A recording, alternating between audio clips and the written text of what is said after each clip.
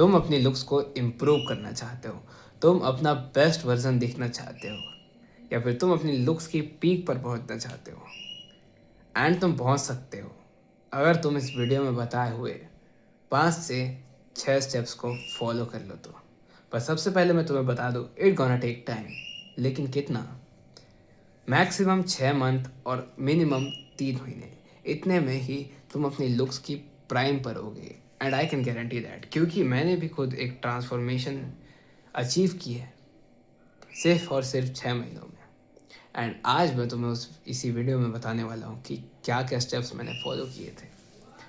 सबसे पहले तो हम उन चीज़ों पे ध्यान देंगे इस वीडियो में जिसे हम चेंज कर सकते हैं।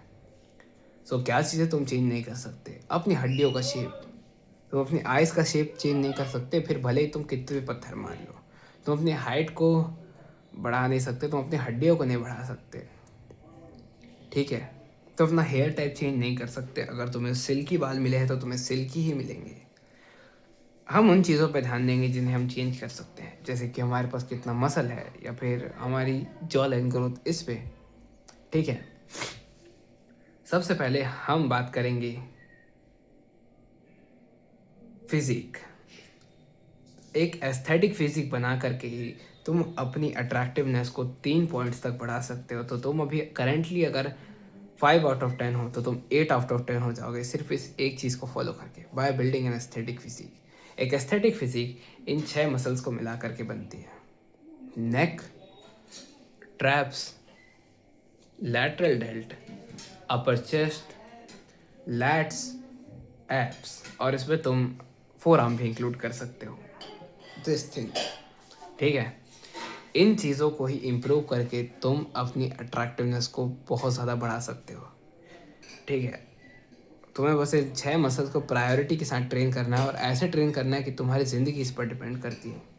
एंड इन मसल्स को ट्रेन करके तुम्हें मिलेगा क्या? एक वी शेप फिजिक। और वी शेप फिजिक को ही सबसे ज़्यादा बेस्ट फिजिक मानी जाती है।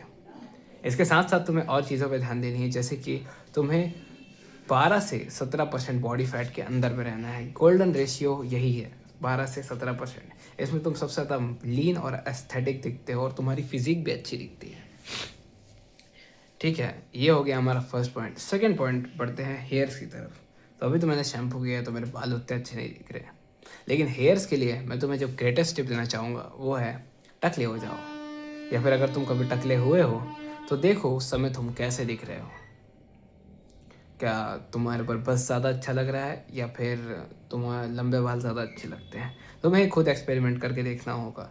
एंड अगर तुम टकले नहीं होना चाहते तो मैं कहूँगा जस्ट एक्सपेरिमेंट करते रहो नए नए हेयर स्टाइल्स के साथ। मम्मी से थोड़ी गाली खा लो, फिर देखो तुम पे बेस्ट क्या सूट करता है। जैसे कि मेरे पे लंबे बाल और मलेट बहुत ज़्यादा अच्छा सूट किया था, पर मुझे कटवाने पड़ गए due to some obvious reason, तुम्हें पता है।